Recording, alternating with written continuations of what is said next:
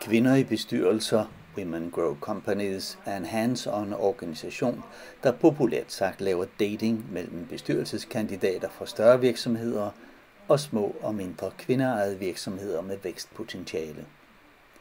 Organisationen ledes af et advisory board på 30 ledere, virksomhedsejere og bestyrelsesformænd og et formandskab på 4. Målet er at få flere store virksomheder til at sponsere kvinders hands-on bestyrelseserfaringer i små og mellemstore virksomheder og skabe grundlag for væksten i disse virksomheder. Organisationen vil således bidrage til at skabe 30.000 flere bestyrelsesposter for kvinder og hjælpe 5.000 ud af 57.000 kvindeejede virksomheder til at vokse med i alt 3 milliarder kroner. De flere bestyrelsesposter giver kvinder fra de større virksomheder nye karrieremuligheder og kan bidrage til, at de 1.100 virksomheder, der i henhold til ny lovgivning skal angive måltal og politikker for at fremme det underrepræsenterede køn i deres årsrapporter, kan præsentere hands-on aktiviteter. I Kvinder i bestyrelser, der har vi, kan man sige, en vision, som går på 2 elementer. Den ene, det er selvfølgelig, at vi rigtig gerne vil have nogle flere kvinder i bestyrelser. I øjeblikket er der ca. 30.000 op mod 140.000 bestyrelsesposter. Dem skal vi meget gerne fordoble. Den anden side, det er det samfundsøkonomiske aspekt omkring at få kvindeejede virksomheder til at vokse. Og vi kan se, at hvis de får en professionel sparring, har de større muligheder. Så det er sådan set den vision, der ligger.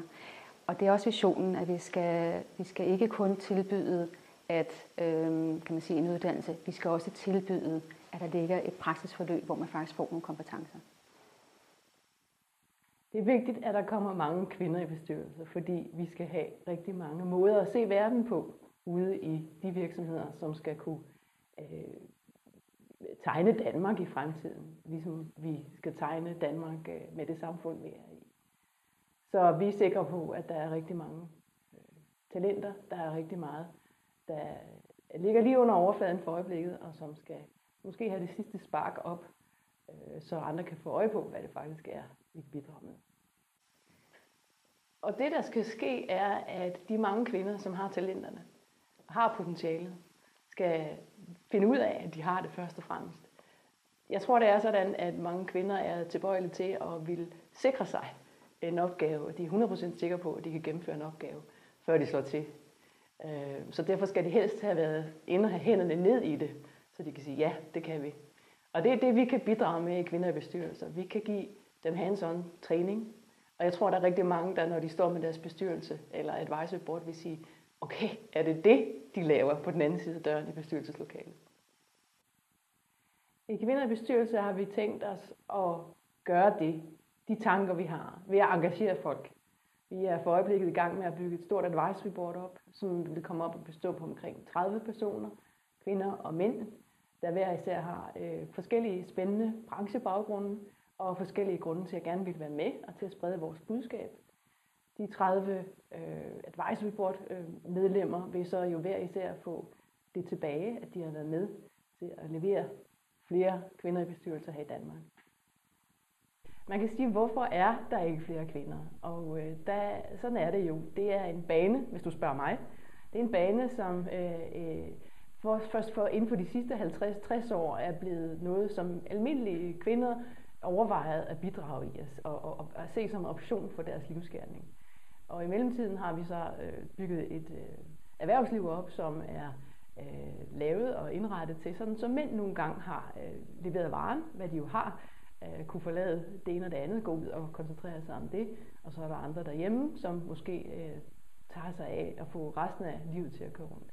Og den overgang tror jeg stadig, vi er i et eller andet omfang. Så vi skal alle sammen lære, at der er andre muligheder for både at få en karriere, men også andre muligheder, andre bidrag, man kan drage ind i den erhvervsverden, vi har skabt. Der er jo nogen tvivl om, at det her det er en organisation, som jo har nogle overordnede mål, som jo både er samfundsøkonomiske og samtidig er relateret til at få kvinder i bestyrelse. Men det er jo også en virksomhed som hver anden, og den skal jo drives, og den skal drives professionelt. Så det er jo også en virksomhed, som skal sørge for, at der kommer en indtjening, så man kan give det bedste, kan man sige, udbytte til sine medlemmer. Der er jo ingenting, der er gratis, kan man sige. Men som medlemsvirksomhed vil jeg sige, så er det en meget nominel beløb, som man skal betale for at være en del af det her netværk. Og op imod den værdi, det giver, det kan man slet ikke måle. Altså man kan slet ikke sammenligne. Og jeg vil sige, for de kvinder, som aspirerer til at gerne vil noget mere, blandt andet i ledelse eller i bestyrelsesposter, der vil det her blive set som en del af deres uddannelse. Og om du uddanner dig inden for det ene element eller det andet, det er som rent noget, virksomheden vil gå ind og støtte. Så jeg vil sige, nej, det er ikke gratis, men det er heller ikke noget, som er umuligt for nogle af de her kan man sige, interessenter, som vi har, at de ikke kunne gøre det.